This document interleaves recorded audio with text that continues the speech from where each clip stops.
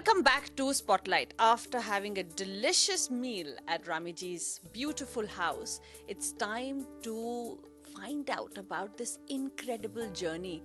2 pound से 200 million से ऊपर, from not even able to afford a cycle to having a Rolls Royce, from not being able to study to getting 2 doctoral degrees from 2 universities. ये क्या कमाल किया आपने? How did you do it, Ramiji? I didn't do much. I just been lucky, and I had great people supporting me. सबसे पहले तो I must say my mother was a great inspiration. I Yes, because she was widowed at the age of 35 because my father was against the breakup of India on the basis of religion. Yeah, my mother lost her husband due to his belief for United India. She lost her ancestral home, country, came to Patiala as a refugee. So I started my journey age 2 months, minus father, from a refugee camp in Patiala. I was a spoiled child because I was the youngest of the family, and because I was born after the assassination of my father, and she used me like a toy. I used to take her mind off the tragedy.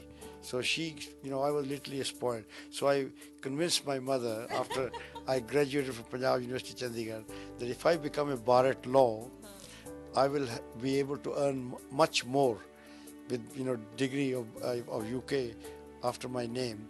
So I persuaded her, and she bought me. Well, I sold my motorbike and I sold people. I got the airline ticket. I came to UK, and it was a cultural shock to me. Yes, because we had seen English pictures, garden, manicure garden, nice sports car. Everybody spoke in Queen's English. Here I couldn't even understand Cockneys. When I came, there were so many different accents, Scots accent, Irish accent. I had no idea. Grass was not really greener on the other side. So I decided, because at that time even the government had changed law. The student had to be here for 3 years before they could qualify for grant. So I said, I made a big blunder. I'll go back, but before I go back, I need to buy my motorbike back. I need to buy motorbike वापस चाहिए था. हाँ, so मैंने पैसा सोचा कि I'll earn some money and then go back. Wherever I went, have you got experience? No experience. Have you got experience? In the end, finally, there was only job which experience was not needed. It was job of a car cleaner. So I worked as a car cleaner. My job was to de-wax the car. Cars used to come from factory all covered with wax to protect them from the element of nature. So my job was to de-wax them. It was very messy, smelling job, cold, whatever. So one day I was walking home and I saw opening soon KFC shop, Kentucky Fried Chicken. Opening shop, cook required, no experience needed. I walked in. और आप cook बन गए. I became a cook. I got, thank God, I will work now in a warm area, and I don't have to really smell all that nonsense of the chemicals and all this. So I got job as a chef, as a cook in Kentucky Fried Chicken, 35p an hour. I worked very hard because I wanted to go back. Anytime they were short staff, I volunteered, and they were so impressed that this is a very hard working. But I was educated also, so I could work on the till, And one day my manager had gone to look at his house, some gas escape, and I was working on the till, and the district manager came. He saw me. I was very enthusiastic with customer. Good morning, good afternoon, how are you? What can I do? He was watching from distance, and he was very impressed with my attitude. I was smiling with customer, and I was like to take care of them, and very quickly I was serving them. So he came to me, oh, you can work on the till? I said, yes, I can. Oh, we have a vacancy as assistant manager.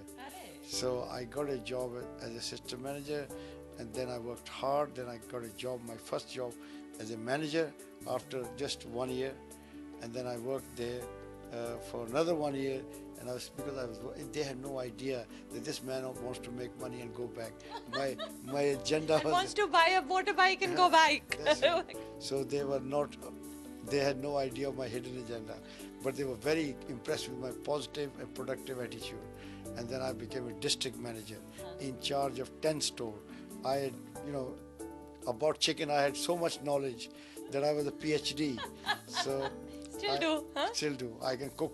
So I became in charge of 10 store, 100 staff, and day-to-day operational running of the store. And I made that #1 district.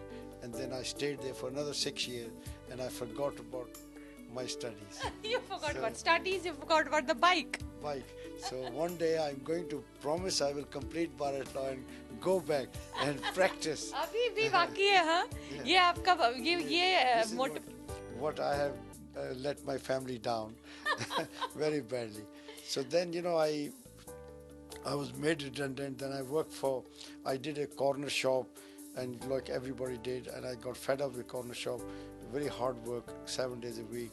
Then I started working with Dixon's, which was taken over by Curry's, and I was a manager there. I was again #1 manager. I always produced outstanding result.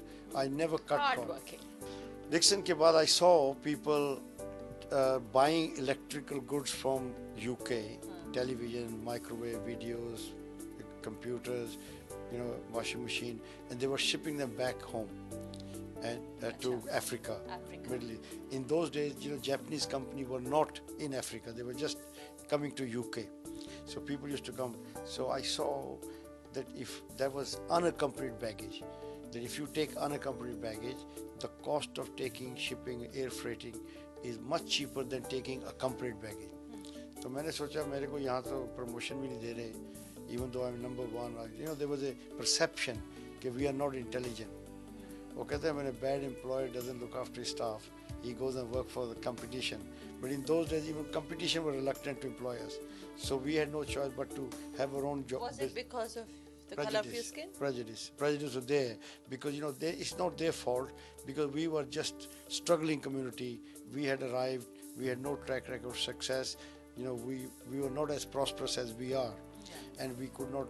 So their perception was right that we were not capable. But anyway, they did us a great favor. So everybody joined the queue and became corner shop owner and newspaper shop and grocery shop. They got successful, and I did the same. I will start my own business. I'll become master of my own destiny. So I started a freight forwarding company, just £2 capital from a shed, because it was service industry where, like doctor, accountant, solicitor, you don't sell anything, you sell your service. So my job was to collect electrical goods from Tottenham Court Road, Edgware Road, John Lewis, Harrods, and take them to their destination. I always try to look a little bit further. What next? So I was just thinking, and it went to see supermarket, Tesco brand, Sainsbury own brand. They were saying, but then I said, the people buy Mercedes, but they also buy Toyota. There are people who cannot afford Mercedes. There's a market out there in Africa, Middle East. So I decided to go back to these manufacturers. I said, you make product for Sainsbury, Tesco on their brand. Will you make for me? And they say, yes, if you can pay us in advance and you can do X amount of quantity and blah, blah, blah. Whatever the conditions, pay for printing, blah. So I said, yes, I will. And I got the product. Businesses. And now it is Sunmark.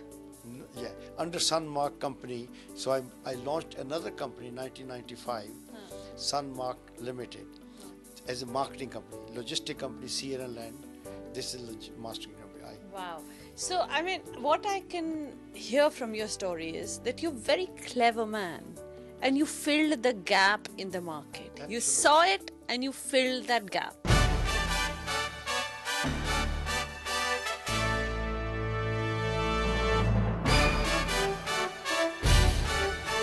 Now, will the son-in-law tell me the inside story of this man? Something naughty, weakness, joke, something. I was going to say, I can give you the inside story of me because of him.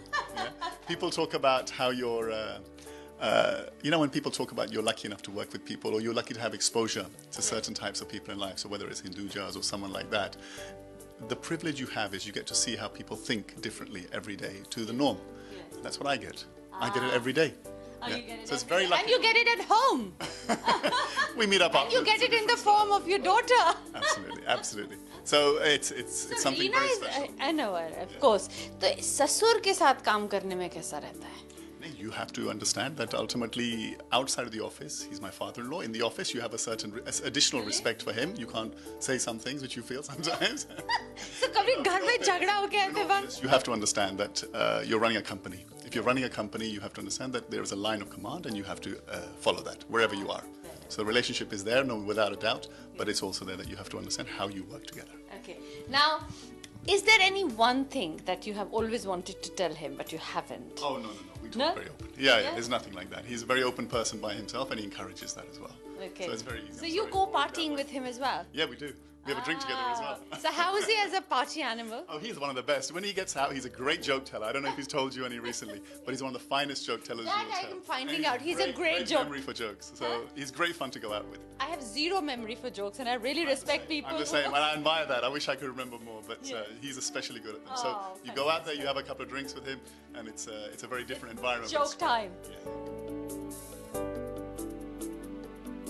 We'll now see in next segment what is the other side of after six that he does, which is about the community and the real passion that he has. So stay tuned on Spotlight.